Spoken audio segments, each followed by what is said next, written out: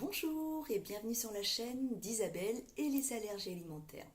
Alors, j'ai voulu faire cette petite vidéo de quelques minutes parce que vous avez été en particulier nombreuses à me demander des détails sur mes deux précédentes vidéos qui concernaient mon histoire sur le choc anaphylactique de mon loulou du 15 décembre 2017 et que j'ai raconté un an après.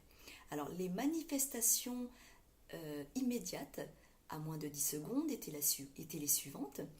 Il y a eu modification de la voix, gonflement des lèvres, malaise et perte de connaissance. Deux précisions concernant deux manifestations. La première précision, c'est pour la modification de la voix. Dans la théorie de nos protocoles, on parle d'une modification de voix rauque. Or, pour mon loulou, c'était pas une modification de voix rauque. Bizarrement, c'était une modification de voix aiguë. Relativement aiguë, qui a été interpellante. Ensuite, deuxième chose, c'est en ce qui concerne la perte de connaissance. Alors, c'était un début de perte de connaissance qui s'est manifesté juste après le malaise. Voilà, donc le début de perte de connaissance a été maîtrisé, je pense, jusqu'à l'arrivée des pompiers parce que mon loulou commençait vraiment à tomber à terre. On l'a porté, le papa l'a porté, l'a installé, a fait ce qu'il fallait pour le maintenir éveillé. Maintenant, dernière chose, pour terminer cette vidéo, chose très importante. Après, peut-être que certains parents sont déjà au courant et d'autres ne le sont pas. En tout cas, pour ceux qui ne le savent pas, je tiens à vous donner une précision importante sur les deux types de réactions.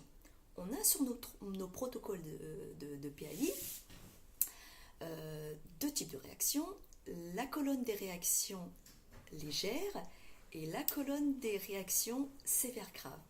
En ce qui concerne la colonne des réactions légères, par exemple, et parce que je l'ai vécu, si vous avez, on va dire, 2, 3, 4 réactions légères, et à côté de ça, vous avez au moins une réaction, une manifestation de réaction sévère grave, il faut prendre en considération immédiatement la gravité de la réaction allergique, parce que au moins une réaction des symptômes graves associée à tous ces symptômes manifeste la gravité de la réaction.